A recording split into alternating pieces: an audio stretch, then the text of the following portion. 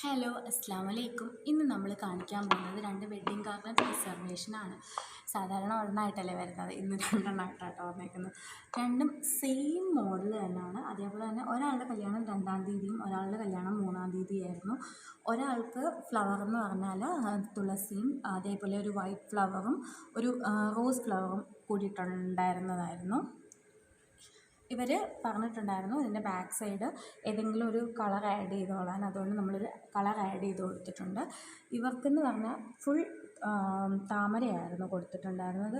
ഇവർക്ക് ബാക്ക് സൈഡിൽ കൊടുത്തിട്ടില്ല, ട്രാൻസ്പെറൻ്റ് ആയിട്ടാണ് നമ്മളിതിൽ കൊടുത്തിരിക്കുന്നത്.